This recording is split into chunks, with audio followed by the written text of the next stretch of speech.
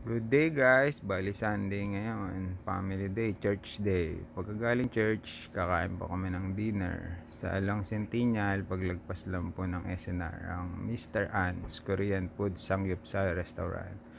Bali malapit lang po siya, tapat lang po ng Phoenix na gas station, Along Centennial. Bali yan po yung parking niya, maluwang ang space. Kaya bali yan po yung menu niya, sisig. Bali, chicken, dynamite, lechong kawali, at yung pork vegetable curry. Yan po yung tahong, chicken, at fried rice. Bali may macaroni salad din po. Tsaka po yung marble na dessert. Tsaka kimchi at lettuce. Bali meron ding ayan na po, at magluluto na ng sangyup.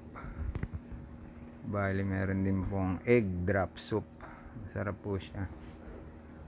Tsaka po ayan po yung place niya, maluwang po siya.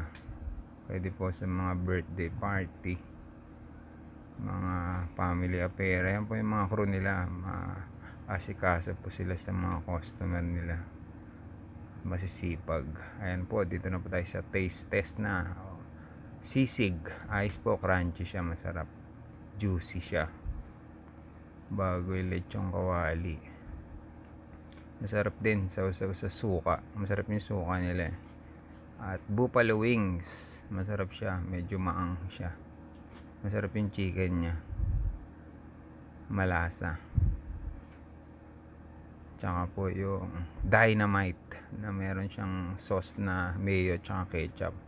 Tsaka po yung sangyup nya, egg drop soup, masarap yung egg drop soup nila. Bago yung sangyup na yun, masarap.